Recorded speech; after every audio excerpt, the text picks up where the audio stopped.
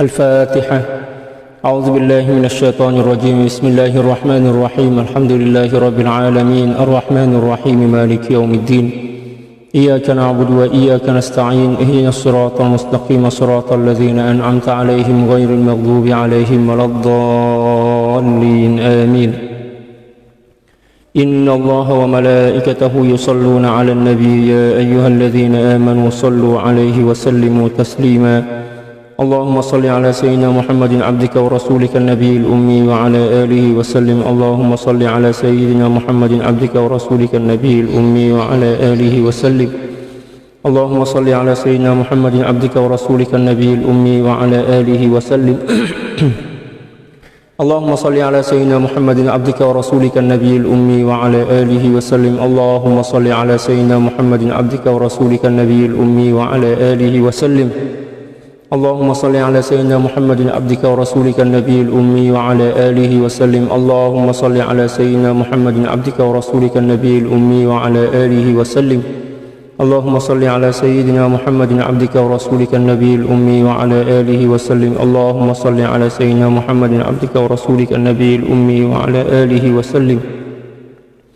اللهم صل على سيدنا محمد عبدك ورسولك النبي الأمي وعلى آله وسلم. اللهم صل على سيدنا محمد عبدك ورسولك النبي الأمي وعلى آله وسلم عدد ما وسعه علم الله.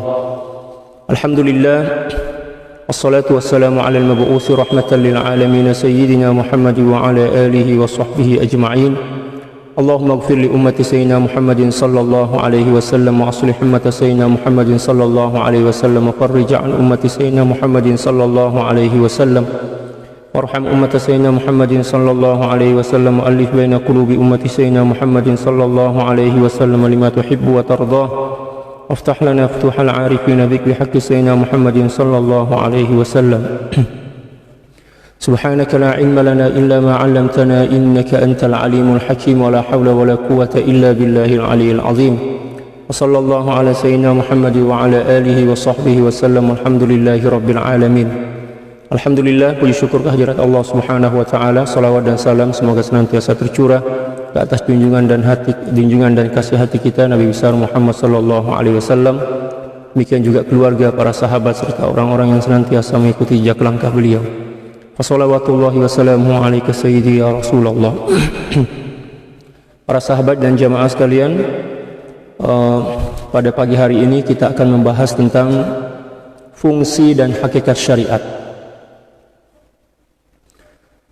daripada kitab Al-Adabul Mardiyah li Sariki Tariqis Sufiyah, karangan daripada Sayyidil Imam Muhammad bin Ahmad Al-Buziri radhiyallahu taala.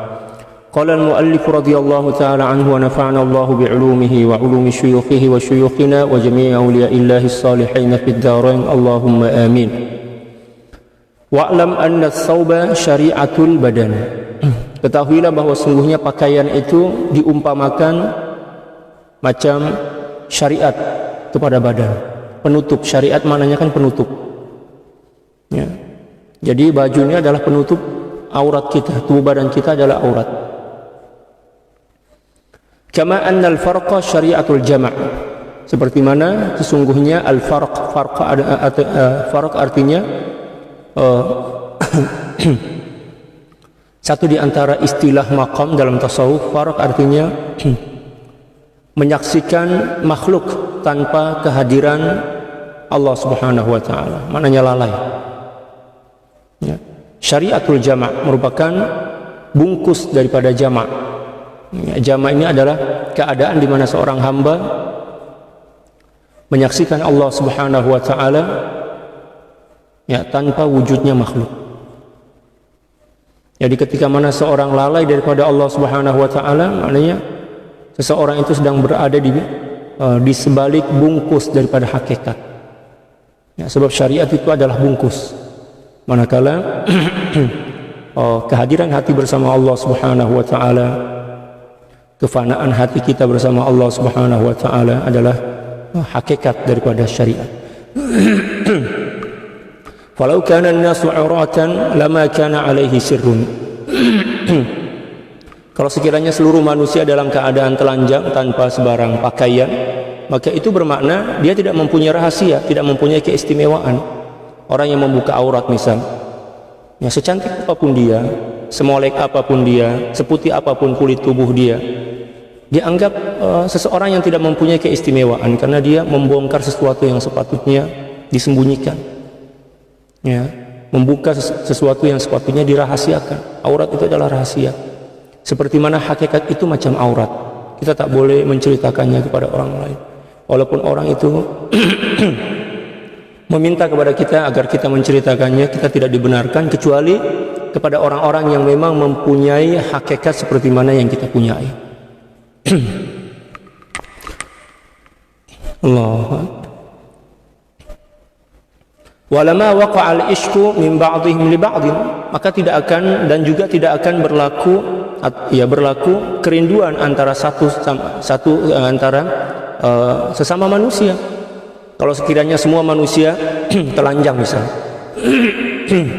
mohon maaf, manusia telanjang tanpa menggunakan pakaian, adakah manusia akan tertarik atau terpesona kepada manusia yang lain? Tidak. Karena sesuatu yang sepatutnya menyebabkan mereka terpesona, terkesima, telah nampak. Jadi tak ada sesuatu yang membuat kita penasaran, ingin tahu, sebab semua sudah nampak. Seperti mana yang berlaku pada di Indonesia, ada satu bangsa atau suku, kalau kami panggil suku, yang bernama Papua zaman dahulu lah. Ya, suku Papua zaman dahulu di Irian Jaya, dia orang tak guna baju. Sama lelaki perempuan semuanya nampak macam itu kan. Jadi antara mereka bila mana saling melihat itu macam melihat pokok, tak ada ketertarikan. Ya, mereka tidak akan terpesona. Sebab apa? Dianggap sebagai seorang yang tidak mempunyai keistimewaan yang boleh mencuri perhatian kita. Ya. Demikian juga bila mana seseorang tidak menutup aurat, ya, dia dianggap sampah oleh syariat, tidak berguna, tidak berharga dan tidak bernilai. Demikian juga seseorang yang tidak menutup diri dia dengan syariat, dia dianggap sampah, orang yang tidak berharga. Sholat dia tak buat, puasa demikian juga, menutup aurat dia tak buat, maknanya dianggap sampah lah dalam syariat, dalam agama kita. Nah, wala ma waqa'al ishku min ba'dihim li ba'din, bila mana seluruh manusia itu telanjang, tidak menggunakan pakaian, maka tidak akan berlaku ketertarikan antara sesama. Karena sesuatu yang menyebabkan kita tertarik antara sesama itu kan aurat kan. Aurat itu ibarat rahasia, dan rahasia itu adalah hakikat dalam pandangan tasawuf. Wala saru kal hayawan, dan manusia akan berubah seumpama hewan. Kita tengoklah lembu tak guna baju, ya, di akhir zaman ini aja bertukar. Kucing dia orang buatkan baju, ya, yang punya kucing pula tak guna baju, ya kan.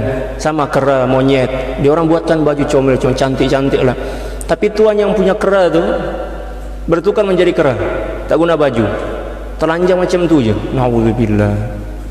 Dan memang kata para ulama, di akhir zaman nanti manusia itu akan bertukar kebiasaan, bertukar sifat macam haiwan, ya, dan manakala haiwan pula, ya, akan menyerupai manusia, dan itu telah berlaku.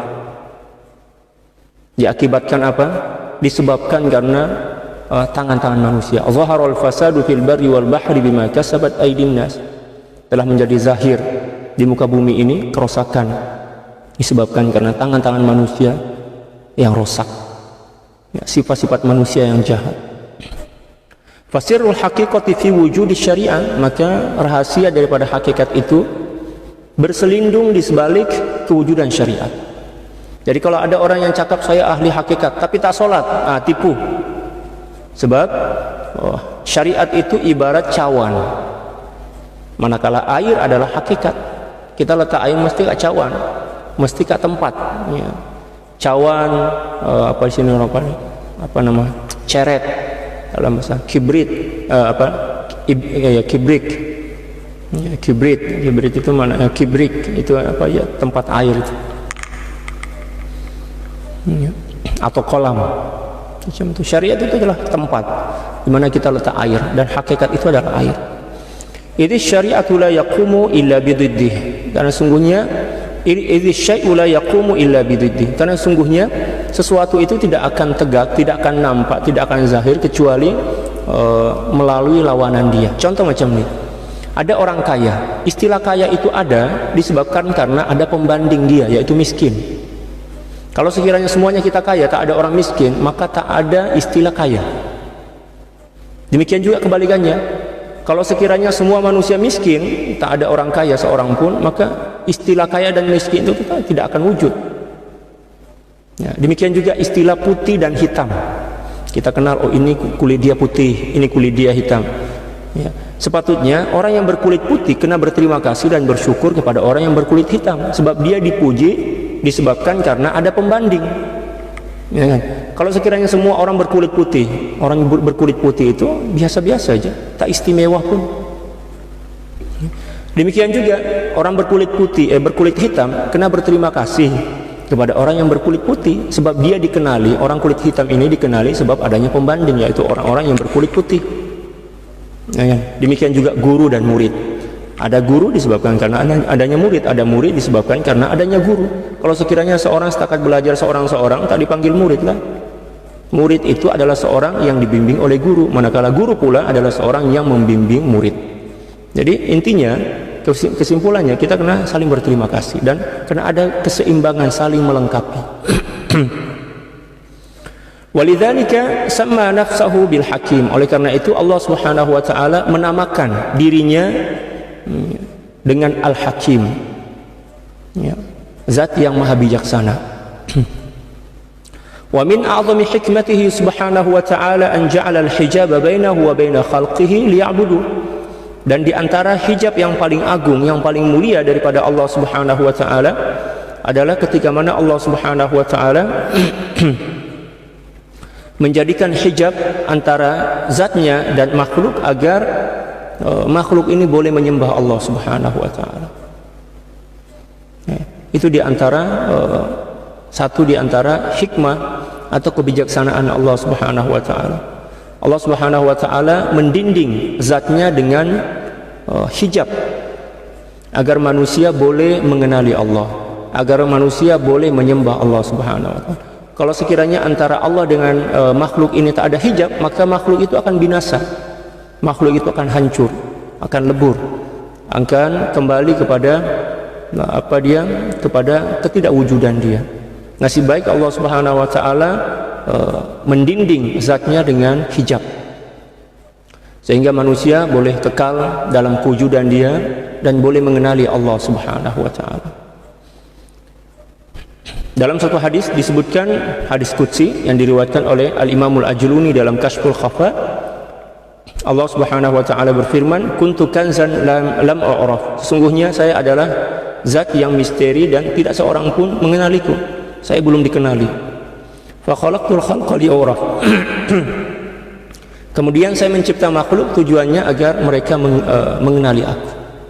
Jadi tujuan kita dicipta oleh Allah Subhanahu wa taala adalah untuk mengenali Allah Subhanahu wa taala.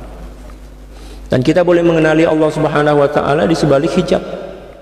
Kalau hijab itu telah terangkat, maka kita tidak akan mengenali Allah, kita akan hancur, lebur, akan kembali kepada asal muasal kita, yaitu tak wujud. Demikian juga untuk mengenali rahasia hakikat, kita kena melalui syariat. Nah, kita kena jaga sholat dengan betul, puasa, jaga akhlak. Ya, sholat itu kan gambaran daripada akhlak ubudiyah kita kepada Allah Subhanahu wa taala. Demikian juga jaga adab dan adab akhlak kepada sesama. Ya. Kalau nak mengenali Allah Subhanahu wa taala dari sebalik syariat, maka kita kena tunaikan syariat dengan baik. Kita tunduk dan patuh kepada syariat dengan baik. Kalau ada seorang yang ingin mengenali Allah Subhanahu wa taala tidak melalui jalan syariat atau melanggar syariat, maka mustahil baginya untuk boleh mengenali Allah Subhanahu wa taala. Misal ada orang yang ingin mengenali Allah tapi tak sholat, tak berpuasa, setinggi apapun ilmu dia, tetapi bila mana dia tidak sholat, tidak berpuasa, tidak menjaga adab dan akhlak antara sesama, maka mustahil baginya untuk boleh mengenali Allah Subhanahu wa taala. Ada satu kaidah dalam tasawuf yang dikatakan oleh para ulama, kesempurnaan ma'rifah atau hakikat seseorang hamba atau seorang wali itu akan nampak ketika mana dia telah mampu semakin mengagungkan, memuliakan dan mengamalkan syariat. Jadi kuantiti daripada hakikat itu mengikut kuantiti syariat. Contoh misal cawan, ya. Cawan yang kecil dia setakat mampu menampung sedikit ya daripada air itu kan, air sedikit aja. Sebab apa? Mengikut kadar besar atau mengikut kadar kapasiti cawan. Nah, demikian juga hakikat yang kita nak tampung dalam diri kita mengikut kadar penunaian atau pengamalan syariat. Dan syariat dalam istilah tasawuf itu bukan setakat sholat, puasa. Sholat dan puasa diantara bahagian daripada syariat. Bukan setakat itu aja. Malah yang terpenting setelah puasa, sholat atau ibadah fardu itu adalah menjaga adab. Adab itu adalah syariat. Misal kata, ada orang yang sholat dia mantap, tengah malam dia bangun sholat tahajud, membaca Al-Quran, tapi dia tak jaga adab kepada Allah, tak jaga adab kepada baginda sallallahu alaihi wasallam, tak jaga adab kepada jiran dia, tak jaga adab kepada keluarga dia. Nah, seseorang ini dikira sebagai seorang yang tidak menunaikan syariat. Sebab hakikat syariat itu akan nampak pada adab. Dalam pandangan tasawuf macam itu. Walaupun dalam pandangan fiqh orang yang menunaikan sholat, puasa dah bersyariat, dah dipanggil bersyariat. Tapi kalau dalam pandangan hakikat, pandangan tasawuf, walaupun seseorang itu sholat, rajin membaca Al-Quran, mungkin dia boleh baca 10 juzuk dalam sehari, bangun sholat tahajud, zikir dia Masya Allah, tapi bila mana dia tidak beradab kepada Allah, tidak beradab kepada baginda sallallahu alaihi wasallam, tidak beradab kepada para aulia, maka seseorang itu dipanggil sebagai seorang yang tidak bersyariat menurut pandangan tasawuf. Walaupun dalam pandangan fiqh dia telah bersyariat. Jadi pandangan syariat dalam pandangan tasawuf, syariat dalam pandangan tasawuf itu lebih elit, lebih luhur, lebih mulia dibandingkan pandangan syariat syariat dalam pandangan fiqh. Kalau syariat dalam pandangan fiqh itu setakat ritual, salat, puasa, berzakat, berhaji, infak, sedekah yang nampak pada zahir. Tapi kalau syariat dalam pandangan hakikat adalah segala sesuatu amalan ibadah yang nampak pada zahir campur dengan akhlak dan budi pekerti. Bila mana seorang telah menunaikan hukum hakam dengan baik dan berakhlak, itu bermakna bahwa seseorang itu telah bersyariat dalam pandangan tasawuf. Dan setiap orang yang telah bersyariat dalam pandangan tasawuf mesti dalam diri dia penuh dengan hakikat. Nah, itulah perbezaan pengertian atau makna syariat menurut fiqh dan menurut tasawuf. Ya, kaedahnya seperti mana yang saya sampaikan tadi, seseorang dalam pandangan tasawuf, seseorang yang berhakikat atau mempunyai hakikat mesti sesuai dengan kadar syariat dia.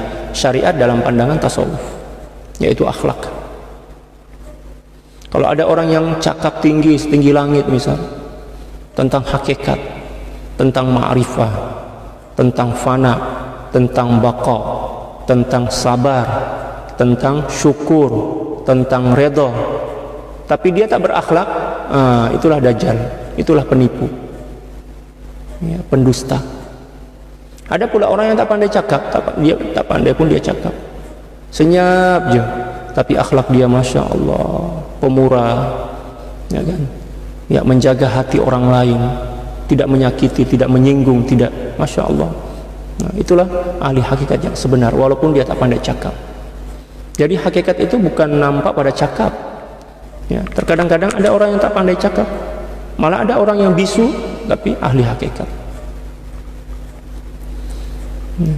Maknanya kita mengukur sesuatu itu jangan kita guna ukuran akal kita, jangan kita guna cara mengukur sesuai dengan akal kita. Kita kena mengukur sesuatu sesuai dengan kaedah-kaedah, sesuai dengan raca yang telah ditetapkan oleh syariat. Ya. Summa alam, kemudian ketahuilah rahimakallah, semoga Allah Subhanahu wa taala merahmatimu, annama min haqiqati annama min haqiqatin zahiratin illa walaha syari'atun zahira tasturuha kal aurah. Tidaklah wujud hakikat yang zahir kecuali mesti memiliki syariat yang zahir sebagai penutup, sebagai penutupnya macam aurat. Jadi kalau ada orang cakap saya ahli hakikat tapi tak sholat, itu tipu. Sebab hakikat itu macam aurat, kena ada tutupan. Seperti mana tubuh manusia kena ada tutupan, kena ada baju, kena ada seluar untuk menutup aurat dia. Kalau seseorang seperti mana yang saya cakap tadi, seseorang walaupun dia mempunyai aurat tetapi dia tidak menutupnya, maka dianggap sebagai seseorang yang tidak mempunyai aurat, tidak mempunyai kehormatan, tidak mempunyai nilai. Fa innaha haqiqatun zahiratun, karena sungguhnya ianya adalah hakikat yang zahir. Wa syari'atuha satruha, dan syariat daripada hakikat itu adalah penutupnya. Wal haqa'iqu kulluha zahiratun liman ya'rifuha, dan seluruh hakikat itu zahir sebenar bagi orang yang mengenalinya. Jadi sesama ahli hakikat, hakikat yang ada pada diri seseorang itu nampak. Kita pula orang awam, hakikat seseorang kita tak nampak sebab kita orang awam. Adapun para aulia, dia orang mengetahui maqam masing-masing. Masing-masing maqam tengok, oh ini wali abdal nih, nampak pada tanda dia. Oh ini wali nujaba, golongan daripada nujaba. Oh ini wali kutub, nampak semua, ada tanda. Ya, tanda pada apa dia? Air muka yang pertama. Yang kedua, tanda pada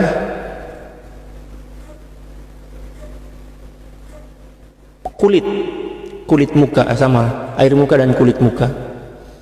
Nah, seterusnya tanda pada energi yang dialirkan oleh tubuh seorang wali itu. Dia boleh nampak sebenarnya, tetapi kita yang tak mampu mengesan.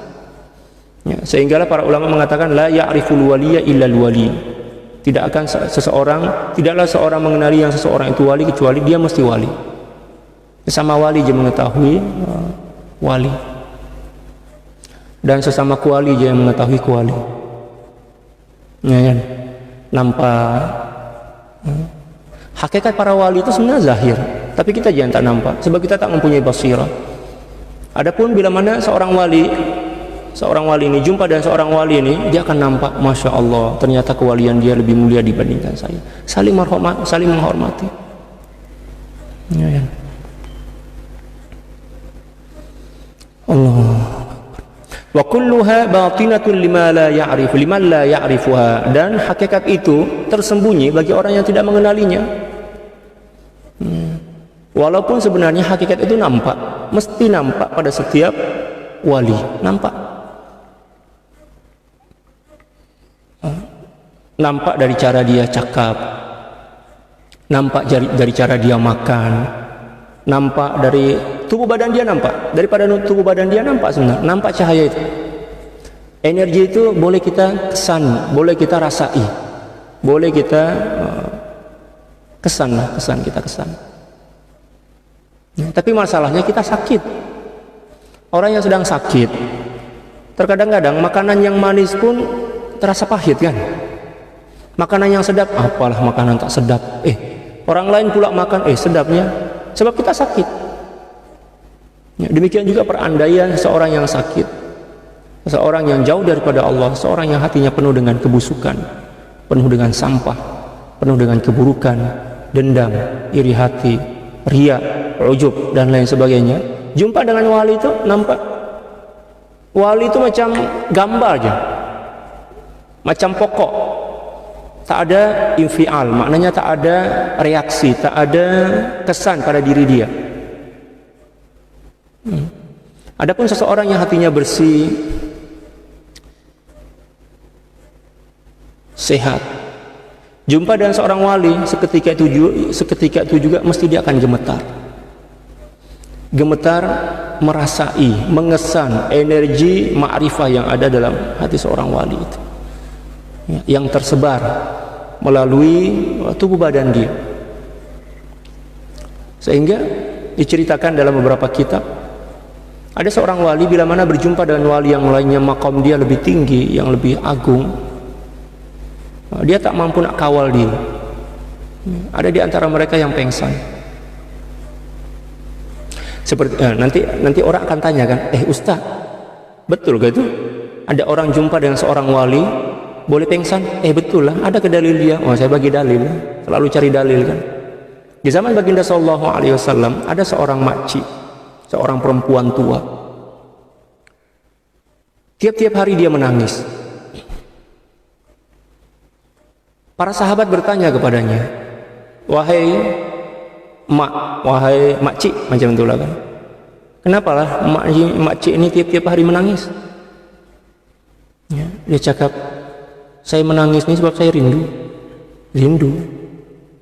dengan suami puan kan? Taklah, suami saya dah meninggal dah, macam itu. Habis rindu dengan siapa? Rindu dengan baginda sallallahu alaihi wasallam. Oh, kenapa tak jumpa? Datanglah jumpa. Dia cakap, saya ini siapa lah nak jumpa dengan baginda? Saya ini orang kampung je. Saya tak layak untuk jumpa dengan baginda sallallahu alaihi wasallam. Lalu kemudian sahabat ini cakap, oke, kalau macam itu kami yang kawankan. Dibawalah makcik itu datang jumpa dengan baginda sallallahu alaihi wasallam. Ketika bersemuka dengan baginda sallallahu alaihi wasallam dengan mesra dan penuh cinta, baginda sallallahu alaihi wasallam tersenyum. Allahu akbar. Seketika itu juga makcik itu pengsan. Jumpa dengan baginda sallallahu alaihi wasallam, makcik itu pengsan. Demikian juga para pewaris baginda sallallahu alaihi wasallam dari golongan para aulia. Ada di antara mereka yang Allah bagi energi kerohanian itu memang dahsyat. Bila mana seorang hatinya bersih, hatinya suci, berjumpa itu mabuk kepayang lah kalau dalam bahasa Indonesia. Dia tak mampu nak kawal diri. Ada yang mengekspresikan kegembiraan dan rasa rindu itu dengan cara menjerit, ada dengan cara pengsan, ada yang dengan cara menangis, ada yang dengan cara tersenyum, mengikut kadar kemampuan dan makom yang ada dalam diri dia. Tapi bila mana hati kita buta, penuh dengan kotoran, penuh dengan penyakit hati, kalau sekiranya malaikat Jibril yang datang jumpa dengan kita, mengajar kita tentang Islam, kita pun tidak akan mampu untuk terkesan dengan ajaran itu. Seperti mana yang berlaku pada baginda sallallahu alaihi wasallam, Abu Jahal, Abu Lahab itu kan, walaupun tua dan mereka sehat, selalu mendengarkan ucapan baginda sallallahu alaihi wasallam, seruan baginda sallallahu alaihi wasallam, tapi dia orang tak mampu menerima, tak mampu mengesan nurun nubuwah atau cahaya kenabian dan kerasulan yang wujud pada diri baginda sallallahu alaihi wasallam, sebab mata hatinya dibutakan oleh Allah Subhanahu wa taala. Fi qulubihim marad, dalam Al-Qur'an seperti itu. Khatamallahu ala qulubihim wa ala sam'ihim wa ala absarihim ghishawah wa lahum 'adzabun 'adzim. Adapun Sayyidina Ummu Maktum radhiyallahu taala anhu anil jami', walaupun beliau buta, tak boleh nampak matahari. Cahaya matahari beliau tak boleh nampak, tapi cahaya kenabian boleh nampak. Walaupun beliau buta. Oleh sebab itu, seseorang mampu melihat dan menyaksikan kebesaran cahaya kenabian yang terpancar dalam hati seorang wali itu. Satu di antara syaratnya adalah bersihkan hati. Seseorang yang hatinya bersih, seseorang yang hatinya suci, jangankan terus bersemuka dengan seorang wali itu, baru setakat dengar nama aja dia terus boleh mengesan, oh ini orang soleh ini seorang wali. Apatah lagi tengok gambar, apatah lagi bersemuka, mungkin boleh pingsan. Bila mana hati kita bersih. Tapi bila mana hati kita kotor, penuh dengan sampah, walaupun kita hidup bersama, ya kan? Dan itu banyak berlaku. Hidup bersama tak nampak kewalian itu. Dan selalunya yang tak nampak kewalian seorang wali itu adalah orang yang paling rapat hidup bersamanya. Sama ada anak, sama ada istri atau suami. Demikian juga adik-beradik, keluarga dan lain sebagainya. Dia tak nampak cahaya kewalian itu. Dia nampak setakat zahir saja. Kecuali bila mana orang yang mempunyai orang yang nampak ini adalah orang yang hatinya juga bersih. Dan sangat jarang, yang sangat jarang apa dia kerohanian seorang wali itu diwarisi oleh orang-orang rapat, diwarisi oleh anak dia, oleh adik-beradik dia, atau diwarisi oleh istri dia. Jarang. Contoh misal Sayyidi Abdul Hasan Asy-Syadzili, beliau bukan tak ada anak, beliau bukan tak ada istri, beliau punya istri, ada anak istri. Tapi yang mewarisi kerohanian beliau itu bukan anak dan istri beliau, akan tetapi orang lain, orang lain yang nampak cahaya kewalian itu. Di antaranya adalah Sayyidi Abul Abbas Al-Mursi, demikian juga Sayyidi Syekh Izzuddin bin Abdissalam dan lain sebagainya. Walaupun memang ada juga dalam sejarah anak ataupun istri yang mewarisi kerohanian suami dia. Nah, itu tanda bahwa istri dan anak dia pun juga seorang wali. Contoh misal ada seorang ulama disebutkan oleh Sayyidil Imam Abdul Wahhab Asy-Sya'rani dalam kitab Al-Minanul Kubra, seorang istri yang suami dia ini wali kutub. Tapi ya Allah, cabaran kehidupan suami dia ini memang cukup dahsyat.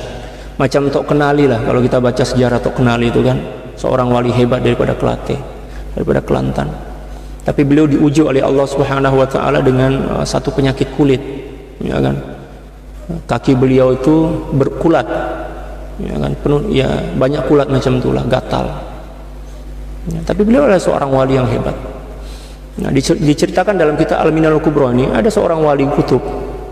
Masya Allah, ilmu dia luar biasa, wali kutub lah kan. Tapi Allah Subhanahu wa taala uji juga, kaki beliau itu bernanah, bengkak-bengkak. Tapi istri dia yang solehah ini, istri dia yang nampak kewalian suami dia ini, senantiasa tersenyum, tak pernah berkeluh kesah, tak pernah menyesal, tak pernah merasa kenapalah pula suami saya ini kaki dia bernanah, kenapa pula saya tak menikah dengan abang tuh yang badan dia sado misal. Tak pernah pun cakap macam itu. Dia tengok aja suami dia itu, dia tenggelam, garam kalau dari bahasa Arab itu, tenggelam dalam rindu dan cinta kepada Allah melalui suami dia. Sebab wali kutub, dia tengok ya. Bila mana dia nampak wajah suami dia itu, dia gemetar, ya kan, nampak cahaya kewalian tuh, sehingga menyebabkan semakin hari kewalian istri dia pun semakin meningkat. Allah, ajib. Apa yang dia buat tiap-tiap hari? Tiap pagi itu dia masak air, istri dia masak air, ya. Lalu kemudian membersihkan nanah-nanah yang melekat pada kedua kaki suami dia itu, dengan penuh cinta, dengan penuh adab, dengan penuh akhlak. Allah, indahnya, ya, dengan senyuman sambil melihat ke wajah suami dia, masya Allah, cantik sangat. Ini sejarah macam ini yang perlu kita buatkan film, ya kan, bukan setakat ya, yang joget-joget kocu-kocu hotaya itu Hindustan itu, bukan. Sejarah macam ini yang perlu kita bukukan, yang perlu kita buatkan, kita jadikan sebagai novel dalam hidup kita, ya kan. Tiap hari dia masak air, ya, diambillah kain itu, dibersihkan nanah yang membasahi pakaian suami dia. Sebab nanah itu tak berhenti-henti, penyakit kulit yang bernanah itulah yang gatal dan sakit. Saya pun pernah mengalami dulu, masa kecil-kecil dulu. Oh, memang sakit, dan kalau udah kering tuh gatal sangat. Biasalah kita anak-anak kampung nih, mandi ya di lumpur, ya kan, biasalah di sawah, di ladang. Orang tua yang melarang kita pun kita tak dengar, kita degil, sebab memang itulah kegemaran kita, ya, hobi kita macam itu. Bersihkan tiap hari sambil memandang pada wajah suami dia. Allah, semakin cinta, semakin meningkat maqam dia. Setelah kaki suami dia bersih dan suci, dia ambillah air bersih, dia siramkan ke kaki suami dia itu, lalu kemudian dia minum. Kalau kita mungkin muntah, dia minumlah itu. Tapi setelah bersih dan suci kan, dia bersihkan, dia minum sambil meminta doa kepada suaminya. Wahai suamiku, tolong doakan saya, semoga saya menjadi istri yang soleha, menjadi orang yang dekat kepada Allah, orang yang dicintai dan mencintai Allah. Ya kan? Nah, suami dia senang dia berdoa kan? Seorang wali angkat menengadakan hati, ya Allah, ya Rabb, dah. Setelah beberapa tahun, itu bertahun-tahun tuh, kalau kita mungkin sebagai seorang istri bosan lah kan? Tiap hari dia aja yang kita tengok muka dia, tengok luka dia, tiap hari nanah aja yang berlumuran kan. Mungkin kita cakap, apa tak lagi masih muda lagi kan, ya umur 30, umur 25, abang tak apalah, abang ya, duduk sini aja lah, saya nak cari laki yang lain, ceraikan saya. Nauzubillah. Ya. Tapi dia ini Masya Allah, tak pernah sedikit pun dia mengeluh, berkeluh kesah, ya, menyesal. Dia senantiasa senyum, dia malah bersyukur. Ya. Lalu qadar Allah, ya, Allah Subhanahu wa Ta'ala mentakdirkan beliau meninggal dunia. Setelah meninggal dunia, seluruh murid-murid daripada Tok Wali ini, Syekh ini menunggu siapalah agaknya yang menjadi khalifah dia, yang menjadi penerus dia. Ditunggu bertahun-tahun, tak nampak pun. Ya, bukan bermakna murid-murid beliau ini tak ada ilmu, semuanya hebat-hebat, tapi tak ada satu di antara mereka yang paling menonjol, semuanya sama aja. Manakala syarat seorang mursyid atau penerus khalifah daripada seorang mursyid itu mesti yang paling menonjol. Sama ada paling menonjol dari sudut keilmuan, demikian juga dari maqamat dan ma'rifah. Setelah bertahun-tahun tunggu, kenapa pula yang nampak cahaya kewalian dia semakin bersinar itu adalah istri beliau, ya kan? Tapi sebagai seorang wanita, sebagai seorang perempuan, dia fahamlah tentang batasan-batasan dia sebagai seorang wanita kan, perempuan. Tiap hari hati murid-murid suami dia itu tergerak untuk datang meminta nasihat dan doa kepada istrinya, kepada istri Tok Guru itu kan. Lalu kemudian istri Tok Guru ini cakap, kau orang nih buat apa datang ke saya? Saya ini perempuan lah, saya ini dah tua, dah meninggal dunia, nak tunggu malaikat maut nak menjemput saya, mengambil saya nih. Kamu belajarlah kepada murid-murid suami saya yang hebat-hebat tuh. Kata murid-murid suami dia almarhum, Tok Guru itu cakap, kami rasa apa yang ada pada murid-murid syekh yang lain itu biasa aja. Tapi manakala kami orang ya, dengar nasihat Tuan Umi, macam tu, Puan Umi lah macam tu kan, ya, Syekhah, dipanggil Syekhah lah, ya, seorang guru perempuan, hati kami tergetar, hati kami semakin rindu kepada Allah dan lain sebagainya. Maka setelah mendapatkan bisyarah daripada baginda sallallahu alaihi wasallam, ternyata istri beliaulah yang diangkat oleh Allah Subhanahu wa taala sebagai khalifah, dan beliaulah yang meneruskan madrasah suami beliau sebagai seorang guru, sebagai seorang mursyidah ya, dari golongan perempuan, seperti mana Siti Rabiatul Adawiyah. Masya Allah, luar biasa ya. Jadi itulah yang dimaksud dengan adab, yang kena ada pada diri kita. Jangan kita malu menolong suami kita, jangan kita malu menolong istri kita, jangan pula kita cakap, apalah basuh pinggan ini tugas istri. Siapa yang cakap? Tugas kita masih sama-sama lah tugas itu adalah tugas kita sama-sama lah. Sebab kita hidup ini untuk saling tolong menolong, untuk saling membantu, untuk saling melengkapi kan. Jangan pula kita berpikir, dia kena buat ini kan. Kita kena sama-sama, udah sama-sama. Ya. Kita buang ego kita, terutama seorang suami ini yang paling banyak ego. Kenapa pula saya sindir diri saya sendiri? Ya kan? Suami paling banyak ego. Ya. Ketika mana kita menikah, disitulah akan tercabar adab kita yang sebenar. Apatah lagi kita sebagai seorang pemimpin kan, ya, kita punya kuasa dalam rumah tangga. Ya, kalau kita tak pernah ditarbiyah, bahaya itu. Ya, semakin kita ada kuasa, kita akan semakin menggila-gila dalam keegoan. Kita kena buang sifat ego itu sebagai seorang suami, terutama sebagai seorang suami. Tapi yang nampak sini semuanya perempuan lah jamaah kita yang tengok. Berharap-harap adalah suami lelaki kayak yang tengok pengajian ini. Suami-suami kena buang ego di hadapan istri. Istri pun kena taat, tunduk dan patuh kepada suami. Suami pula layan istri dengan baik, buang ego. Jangan malu menyapu menyapu bilik tidur, menyapu rumah, kan, membersihkan, ambil sampah, buang sampah, basuh pinggan, ya kan. Kalau ada kebakaran memasaklah. Jangan pula kita berpikir masak ini tugas istri. Tak ada istilah tugas istri, tugas suami. Kita kena lakukan bersama-sama. Baru cantik kehidupan tuh. Ya kan?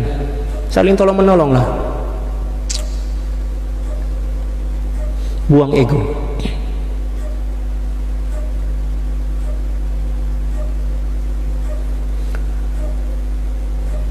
Zahiratun liman yaraha bibasirah. Hakikat itu akan zahir bagi seseorang yang melihat dan memandangnya dengan kesucian hati. Batinatun liman yaraha bibasar. Dan hakikat itu akan tersembunyi, terselubung bagi seseorang yang melihatnya dengan mata zahir. Faman arada safa'a basiratihi falyulzim ahla safa'i min ahlil khafa. Sesiapa orang yang menginginkan kebersihan, kesucian dan kebeningan hati basirah dia, maka hendaklah dia melazimkan diri bersama dengan orang-orang yang hatinya bersih, ya, dari golongan orang-orang yang tersembunyi. Jadi para aulia itu adalah golongan orang yang tersembunyi. Kebanyakan para aulia tersembunyi. Nah, bersahabat dan cintailah para aulia kalau kita ingin menemukan atau mendapati hati kita dalam keadaan bersih dan suci. Bersuhbahlah, berkhidmatlah dengan mereka, cintailah mereka sepenuh hati. Wa min ahlil khafa'i mayudhi'u nuruhu 'alal wujudi kulli. Dan di antara para aulia itu ada yang mempunyai atau memiliki cahaya, yang mana cahaya kemakrifatan dia ini boleh menyinari, ya, seluruh alam semesta. Allahu akbar. Yang dia orang warisi daripada baginda sallallahu alaihi wasallam. Wala ya'rifu lahu qadrun, dan tidak dikenali kadar dia, kedudukan dia, sebab terlalu tinggi, terlalu mulia sehingga orang tak mampu nak mengukur. Oh, ini wali, kewalian, tingkat kewalian dia, kewalian apa? Tak ada seorang pun yang mampu mengetahui kadar kewalian dia. Mithlu nuri syams, yang mana cahaya ma'rifah dia ini macam cahaya matahari. Cahaya matahari itu kan menerangi segala sesuatu kan. Allahu akbar. Fa inna an-nasa ta'awwadu, bahwa sesungguhnya manusia telah terbiasa melihat cahaya matahari. Sigaran wa kibara, sama ada yang kecil maupun yang besar. Wa idza qawiya nuruhu fi ba'dil awqati ista'adhu billahi min harriha. Dan bila mana matahari ini menampakkan cahaya dia yang begitu dahsyat, ada di antara orang-orang awam ini memohon perlindungan daripada Allah Subhanahu wa taala daripada teriknya mentari. Allah. Wa farru minasyamsi ila dhil. Lalu dia berlari daripada teriknya matahari itu ke tempat yang teduh untuk berselindung, untuk bernaung. Kadzalikal wali, demikian juga seorang wali. Ada di antara seorang wali itu yang mempunyai cahaya kerohanian yang cukup dahsyat, sehingga tak ramai orang yang boleh rapat dengan dia. Bila mana dia rapat itu seolah-olah dia terbakar, seolah dia tak mampu untuk bersabar. Dia nak menjauh, dia nak lari, dia macam itu. Yaqwa nuruhu fi ba'dil ahyan. Seorang wali ini terkadang-kadang cahaya kerohanian dia itu nampak begitu cerah, begitu dahsyat di waktu-waktu tertentu. Hatta yathqula 'alan nasi an-nadharu ilaihi, sehingga sangat berat bagi manusia awam, orang-orang awam untuk melihat kepadanya, sebab cahaya itu terlalu dahsyat. Wala yakthuru qurbun nasi illa liman nuruhu dha'ifun. Dan tak ramai orang yang boleh rapat dengan seorang wali yang mempunyai cahaya yang hebat seperti ini, kecuali bila mana seorang wali itu mempunyai cahaya yang lemah, barulah orang ramai boleh rapat kepadanya. Adapun seorang wali yang betul-betul cahaya ma'rifah dia sempurna, tak ramai orang yang boleh rapat dengan dia. Bila mana dia rapat dengan seorang wali yang cahaya kewalian dia terlalu tinggi itu, dia akan rasa terbakar, ya, tidak bersabar, ingin segera menjauh. Allah. Au kamilun, ya, suturat anwaruhu bisyara'i, atau mungkin dia adalah seorang wali yang sempurna tetapi kesempurnaan kewalian dia itu ditutupi dengan syariat. Wa huwa nadirun, dan ini jarang berlaku. Qalla ayyujad, sangat sedikit kita jumpai. Wa aidan awliya Allah taala awliya Allah taala la yuzhiruhumullahu illa li ahli sidq. Dan yang perlu kita ketahui juga bahwa sesungguhnya para wali-wali Allah Subhanahu wa taala itu tidak dizahirkan oleh Allah Subhanahu wa taala kecuali kepada orang-orang yang mempunyai kejujuran dalam hati. Wa humul ladzina yantafi'una bihim, mereka-mereka inilah yang akan mengambil manfaat daripada seorang wali itu. Wa in waqa'a dhuhuruhum li'ammatin nasi fala yanaluna siwa tabarruki bihim. Kalau sekiranya seorang wali ini nampak atau terzahir di kalangan orang awam, maka orang-orang awam ini tidak akan boleh mengambil manfaat daripada seorang wali ini kecuali setakat tumpang berkatnya, ya, macam itu. Wa huwa syai'un azim, dan ini adalah sesuatu yang luar biasa. Amma salihun, adapun orang-orang soleh, berbeza antara para aulia dan orang soleh. Para aulia ini kedudukan mereka lebih tinggi dan lebih sempurna dibandingkan orang-orang soleh. Wa amma salihuna minal ulama'i wa ghairihim fa innahum zahiruna fi kulli zamanin. Adapun orang-orang soleh daripada golongan para ulama, maka sesungguhnya mereka senantiasa zahir pada setiap zaman. Likaunihim ahlu zawahir, karena sesungguhnya mereka adalah ahli zahir. Para ulama di mana-mana tempat pada bila-bila masa senantiasa nampak, karena mereka adalah ahli zahir. Bi khilafil wali, berbeza dengan seorang wali.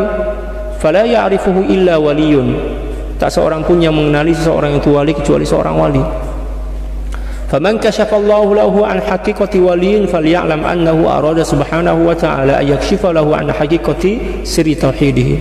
Sesiapa orang yang disingkapkan oleh Allah Subhanahu wa taala tentang kewujudan hakikat seorang wali, maka ketahuilah bahwa sungguhnya Allah Subhanahu wa taala menginginkan seorang hamba itu untuk mengajarkan dan membagi tahu tentang hakikat, ya, kesempurnaan tauhid kepadanya. Jadi bila mana kita dibukakan hati kita oleh Allah, kita dibukakan hati oleh Allah untuk mengenali dan mencintai seorang wali, ketahuilah bahwa kita dikehendaki dan diinginkan oleh Allah Subhanahu wa taala menjadi orang-orang yang mengenali Allah Subhanahu wa taala melalui wali itu. Maka bersyukurlah kepada Allah.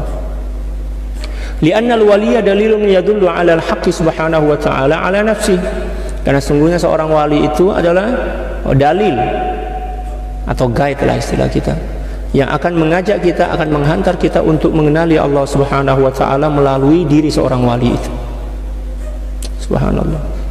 Was-salihuna wal ulama min ahli zahir, orang-orang saleh dan golongan para ulama daripada ahli zahir, dalailu yadullu bihim al-haqqu ta'ala 'ala at-tariq, adalah dalil atau guide, ya, yang menghantar manusia untuk mengenali Allah Subhanahu wa taala, yang dihantar oleh Allah Subhanahu wa taala untuk mengenali jalan je, atau laluan menuju kepada Allah.